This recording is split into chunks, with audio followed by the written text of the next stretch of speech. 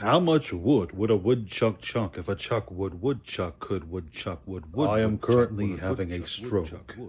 Hey there, kiddos, and welcome back to the channel. I'm Uncle Frank, with that you are having a great day, and in today's video, I'd like to just sit back, relax with all of you, and have a little cozy, quick conversation about healthy habits in the card world. You see, this video is specifically going out to those of you who are either getting started with your own TCG side hustle or are considering just buying and selling cards either as a full business or as something you'd like to just do on the sidelines, And that is, I think it's very important, no matter what stage of your career path you're on, no matter if you're big or small, I think it's very important to never forget the fundamentals of business, finance, exchange, risk reward,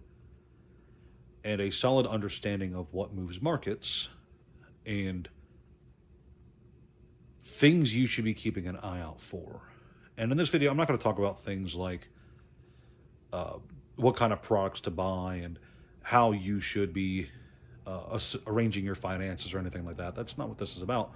This is just about me reminding people that when we get markets like the ones we're currently experiencing, the very rabid, bullish, hype and FOMO driven Pokemon and Magic the Gathering markets, that decisions should not be made in haste. Decisions should not be made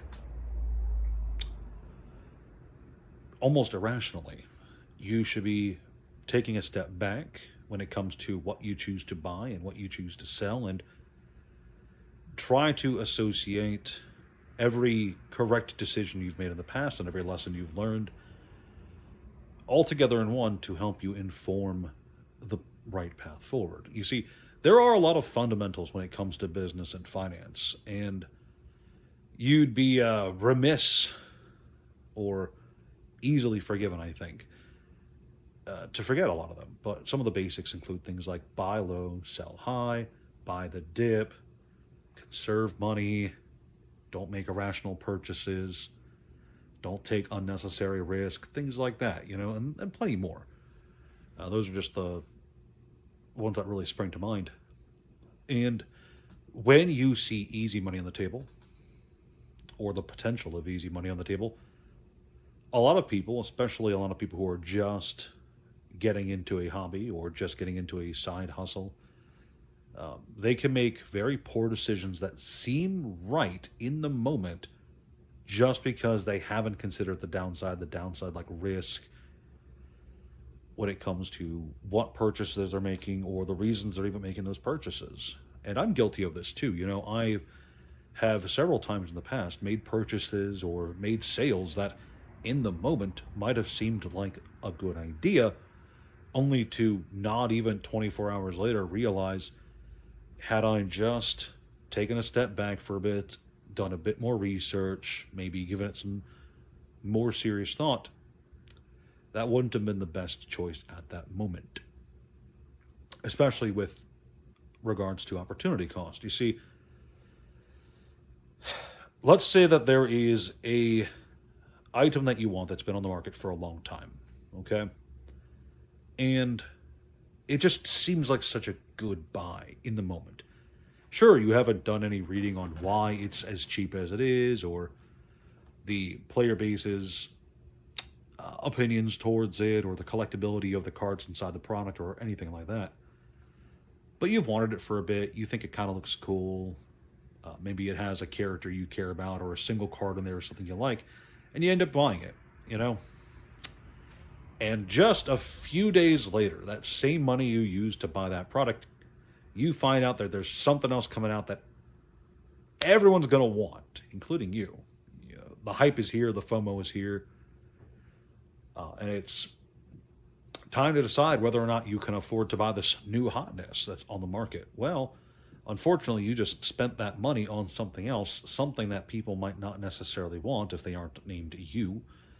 And you might have a hard time selling it for a profit, if there's a profit to be seen at all. opportunity cost like that comes and goes really easily, really quickly. There are so many times in your life, especially if you're in this hobby for more than a year or two, where you're going to make decisions that can seem like the right thing in the moment, only to very quickly find that, hey, there's a better opportunity just around the corner. And I'm not saying don't take decisions like that. I'm not saying, don't make purchases or anything like that and always be waiting for the next thing. But I am saying that you should always be evaluating your situation and the decisions you might be making. If you only have so much money on hand, when it comes to making a specific purchase, think to yourself, is there a chance there's something that's going to come out in the next few months that I could better use this money towards? Think about why a product might be sitting on a shelf unsold for 2 years at a time, 3 years at a time, 10 years at a time. And yeah, it's true that there is a lot of opportunity in stale products that have not moved in a very long time. Especially if it's a very old product, a very rare product. We saw it very, very strongly during the COVID era, where a lot of old TCGs that had been out of print for 20 years, a lot of them saw little spikes upwards, especially like, let's use the example Harry Potter. The Harry Potter TCG, pretty much all of the sets for that card game shot upwards as a result of the COVID era. So I'm not saying, don't consider these weird products that haven't sold in a while. But I am saying carefully consider the choices you're making and to never get swept up in a decision in the heat of the moment.